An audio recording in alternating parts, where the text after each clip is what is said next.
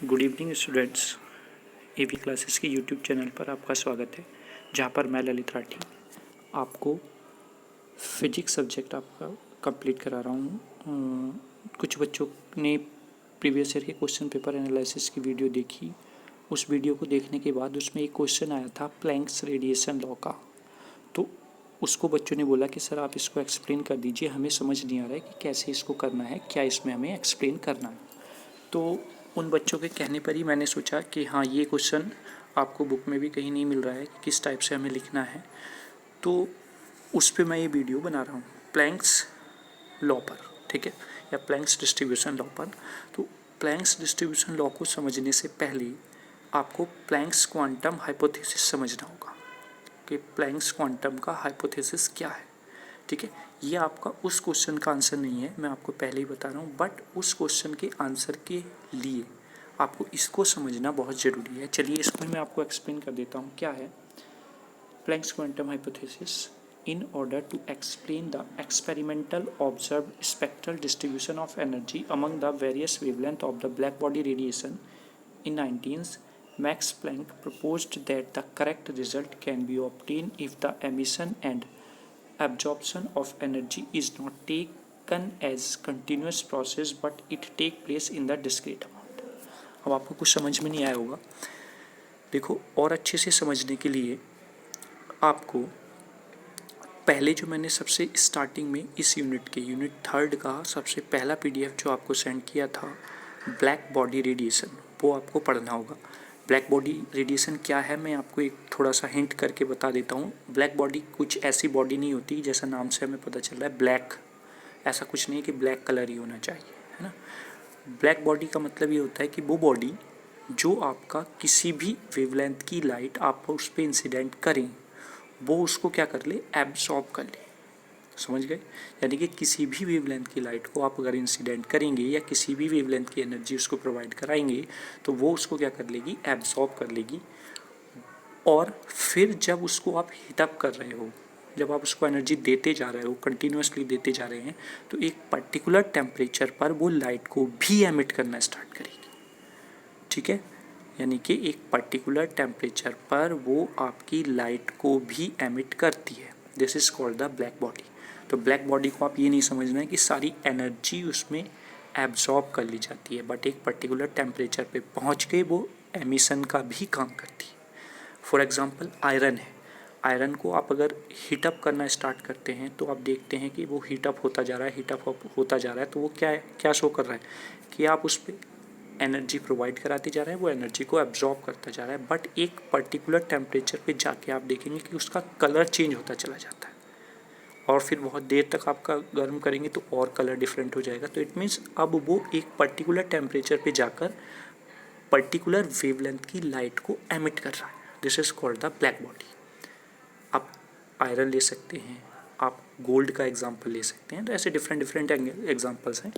तो वही चीज़ इसमें बताई गई है कि कोई ब्लैक बॉडी रेडिएशन है, वो क्या है, वो कंटिन्यूसली नहीं होता है, वो आपका डिस्क्रीट अमाउंट भी होता है। यहाँ पर लिखा हुआ है डिस्क्रीट अमाउंट, और यहाँ पर लिखा हुआ है energy is not taken continuous process. क्या, एमिशन और एब्जॉर्प्शन दोनों, यानी कि जो एब्जॉर्प्शन भी हम प्रोवाइड करा रहे हैं उसको, वो भी कंटिन्यूस नहीं होती है, और जो हम एमिट करा रहे हैं वो भी कंटिन्यूस नहीं है, बट वो किस फॉर्म में होती है, डिस्क्रीट अमाउंट में होती है। यही है Planck's quantum hypothesis. I hope आपको अच्छे से क्लियर हो गया होगा, साथ ही साथ आपको ब्लैक बॉडी रेडिएशन भी क्लियर हो गया होगा कि क्या है ब्लैक बॉडी और क्या है ब्लैक बॉडी का रेडिएशन। ठीक है, चलिए आगे देखते हैं। इस हाइपोथेसिस को 3 पार्ट्स में उन्होंने बताया हुआ है, 3 पॉइंट्स में। तीनों पॉइंट्स आपका ये इंडिकेट करते हैं। चलिए पहले में देख लेते हैं हम। The cavity of an experimental black body also contain electrical linear oscillators of molecular dimensions which can vibrate with all possible frequencies। यही बताया गया है कि कोई भी एक पर्टिकुलर एक्सपेरिमेंटल बॉडी है, ब्लैक बॉडी, वो जो आपके हर एक इलेक्ट्रिकली लीनियर ऑस्किलेशन जो होगा वो ऑल पॉसिबल फ्रिक्वेंसीज का उसमें होगा। ठीक है, इसका क्या मीन्स निकलता है, the frequency of radiation emitted by an oscillator is same as the frequency of its vibration. यानी कि जो फ्रीक्वेंसी उसके वाइब्रेशंस की होगी वही फ्रीक्वेंसी वो रेडिएट करेगा या एमिट करेगा। उसी फ्रीक्वेंसी का रेडिएशन वो एमिट करेगा। ठीक है, पहला पॉइंट आपका ये बताता है प्लैंक्स क्वांटम हाइपोथेसिस। दूसरे पे आते हैं, the linear oscillator can not be emit energy in continuous manner but in the multiple of small units called the quanta या फोटोन्स। ठीक है, यानी कि लीनियर ऑस्किलेटर जो है वो आपका कंटिन्यूअसली एमिट नहीं करता है एनर्जी को, बट वो जो एमिट करता है वो multiple of small unit called quanta या फोटोन। वहाँ से जो एनर्जी एमिट होगी वो मल्टीप्लाई में होगी, किसके, क्वांटा की या फोटोन्स के। एक फोटोन हो सकता है, दो हो सकते हैं, तीन हो सकता है, 10 हो सकते हैं, 20 हो सकते हैं, 30 हो सकते हैं। मल्टीपल ऑफ फोटोन्स वो वहाँ से एमिट करता है। आगे देखते हैं, if an oscillator is vibrating with a frequency nu it can radiate in quantas of magnitude H nu. ठीक है, यानी कि अगर कोई ऑस्किलेटर वाइब्रेट होता है एक फ्रिक्वेंसी न्यू से, तो it can radiate in quantas of magnitude H nu. वो जो रेडिएट करेगा वो मैग्नीट्यूड एच न्यू के क्वांटाज या फोटोन्स को रेडिएट करेगा। That means the linear oscillator can have only discrete energy values E n given as E n equals to n h nu. ठीक है, तो यहाँ से क्या कंक्लूजन निकलता है कि लीनियर ऑस्किलेटर में जो है वो केवल डिस्क्रीट एनर्जी वैल्यूज़ होती हैं। ठीक है, कंटिन्यूस नहीं होती। That means E n equals to n h nu. N यहाँ पर नंबर डिनोट कर रहा है। ठीक है, कि एक फोटोन है, दो फोटोन है, तीन फोटोन कंटेन करके चल रही है वो एनर्जी, चार फोटोन कंटेन करके चल रही है। ठीक है, आई होप ये पॉइंट भी आपको क्लियर हो गए होंगे। ठीक है, चलिए, जो आपने लेज़र पढ़ा होगा वहाँ पर आपने ये चीज़ पढ़ी होगी, E equals to H nu, जो एनर्जी हम एब्जॉर्ब कराते थे, फिर इतनी ही एनर्जी एमिट होती थी। अब आपको कुछ क्लियर हो रहा होगा टर्म्स। ठीक, चलिए आगे देखते हैं लास्ट पॉइंट क्या कहता है इसका। द ऑस्किलेटर्स डू नॉट एमिट और absorb radiation energy continuously but only in the certain multiples of packets of h new. यानी कि जो ऑस्किलेटर है वो एमिट या एब्जॉर्ब नहीं करता है रेडिएशन ऑफ एनर्जी कंटिन्यूसली, जैसा कि मैंने स्टार्टिंग में भी आपको बताया, बट वो जो एब्जॉर्ब या एमिट करता है वो किस में करेगा, multiple of packets of h nu. H nu में फोटोन। ठीक है, while jumping from one state to another state, जैसा कि हमने लेज़र में बताया था, जब एक स्टेट से दूसरे पे जंप करेगा या फिर ऊपर से नीचे आएगा तो वो हमेशा आपकी multiple of h nu energy को ट्रांसमिट करेगा। ठीक है, नेक्स्ट देखते हैं, this implies that the exchange of energy between radiation and the matter are limited to discrete set of values 0 h nu, 2 h nu, 3 h nu, h nu. ठीक है, it means कि वो जो है डिस्क्रीट सेट ऑफ वैल्यूज़ होती हैं energy की, जैसे 0 हो गई, एच न्यू हो गई, 2 एच न्यू हो गया, 3 एच न्यू हो गया, और डॉट डॉट डॉट ऐसी आपका एन एच न्यू तक वो वैल्यूज़ जाती है। तो ये हो गया हमारा प्लैंक्स क्वांटम हाइपोथेसिस। ठीक है, अब प्लैंक्स लॉ को समझने से पहले, प्लैंक्स लॉ का जो मैंने आपको एक पीडीएफ दी थी उसमें प्लैंक्स लॉ का आपका क्या कहते हैं फॉर्मूला लिखा हुआ था, वो फॉर्मूला कहाँ से ड्राइव हुआ वही उस क्वेश्चन में पूछा गया है कि drive the Planck's radiation formula. ठीक है, प्लैंक्स रेडिएशन फार्मूले को ड्राइव करना है। फिर उसके बाद उसने पूछा था उसमें कि जो दो लॉ हैं आपकी, रेलाइंग जीन्स लॉ और आपका विन्स लॉ, वो कैसे इससे रिलेट करते हैं, यानी कि प्लैंक्स फार्मूले की हेल्प से आपको रेलाइंग जीन्स लॉ और विन्स लॉ को प्रूफ करके दिखाना है। उस क्वेश्चन का मतलब ये है। ठीक है, वो हम नेक्स्ट वीडियो में देखेंगे, लेकिन इसको समझना ज़रूरी है, मैं बार बार बोल रहा हूँ, अदरवाइज़ वो इक्वेशन आपके समझ में नहीं आएंगी या वो क्वेश्चन आपके समझ में नहीं आएगा। ठीक, चलिए आगे देखते हैं कि कैसे हम एवरेज एनर्जी निकालते हैं फॉर्मूले में। एवरेज एनर्जी ऑफ प्लैंक्स ऑस्किलेटर्स, यानी कि जो ऑस्किलेशंस हो रहे हैं इसमें कितनी एवरेज एनर्जी है।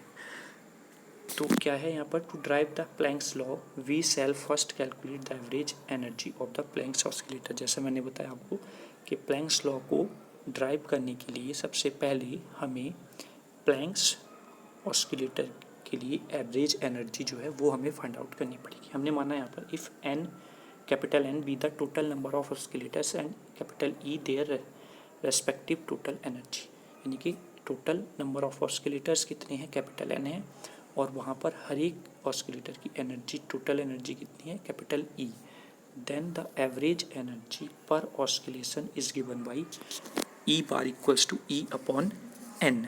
ठीक है, चलिए आगे देखते हैं।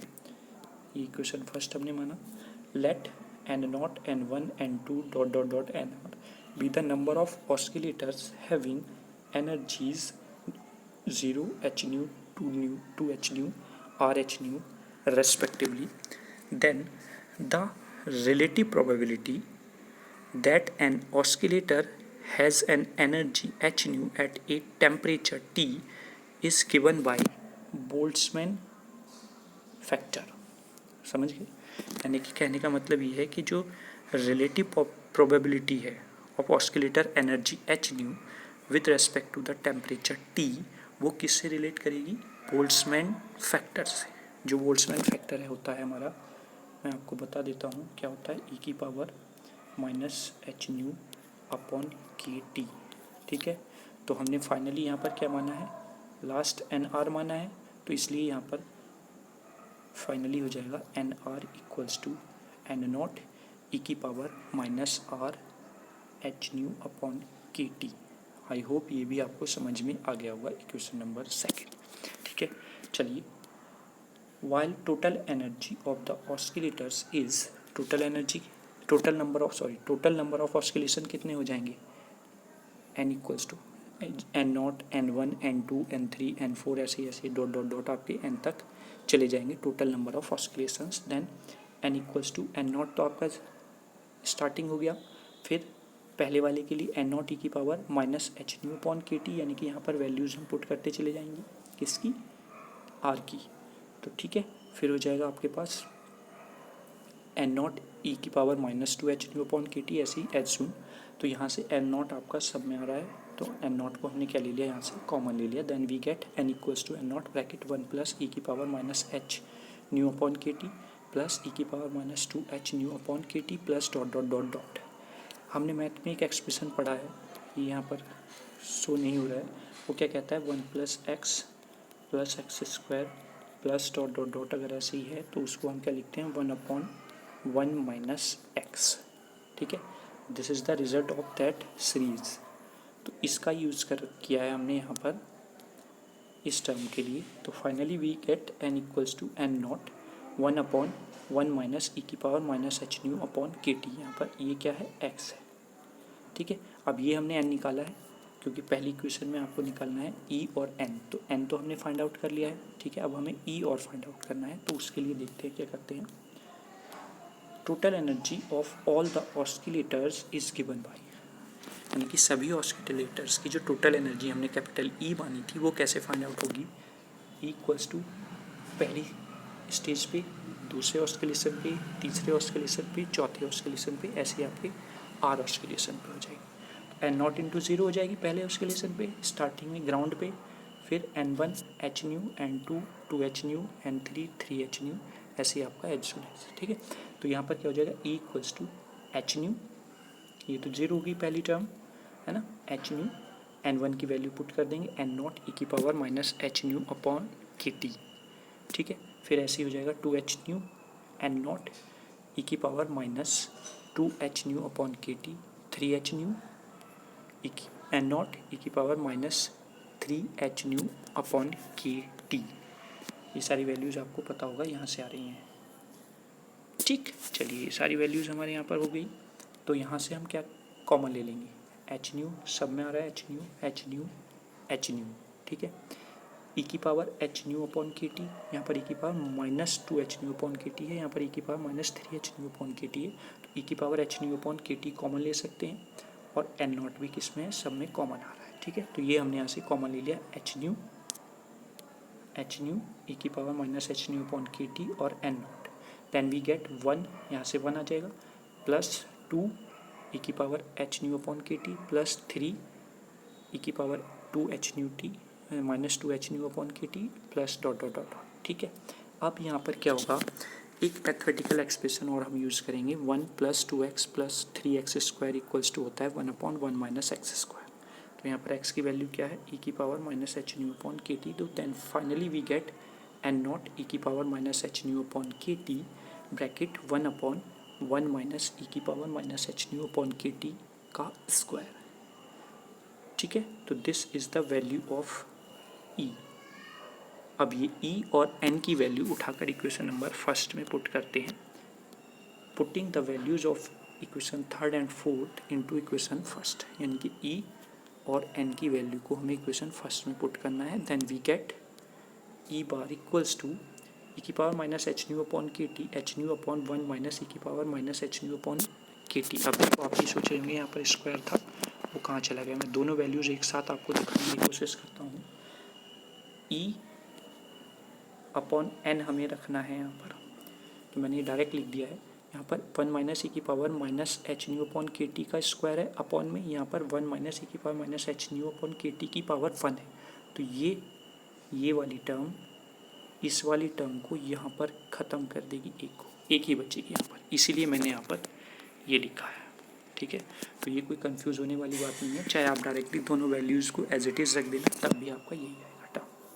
ठीक है, फिर मैंने इसको इस वाली टर्म को अलग लिखा, ई की power minus H nu upon K T, यहाँ से एच न्यू के अपॉन में मैंने ये लिख लिया, और यहाँ पर ये ई की power minus H nu upon K T जो था इसको मैंने 1 अपॉन ई की power plus H nu upon K T put कर दिया। ठीक है, तो देन अब इसको हम एलसीएम ले लेंगे यहाँ पर। देन वी गेट ई की power minus H nu upon K T, H nu upon bracket में ई की power H nu upon K T minus 1 upon E की power H nu upon K T. अब ये upon के upon में है तो ये कहाँ पे पहुँच जाएगा, यहाँ पहुँच जाएगा। तो देन ई की power minus H nu upon K T, this one H nu dot E की power H nu upon K T upon E की power H nu upon K T minus 1। ये वाली टर्म इस वाली term से cancel out. Finally we get this value E bar equals to H nu upon E की power H nu upon K T minus 1। This is the expression for average energy of a Planck's oscillator. ठीक है, तो ये उस planks radiation law को समझने के लिए एक मेन कॉन्सेप्ट है या फिर वेस है।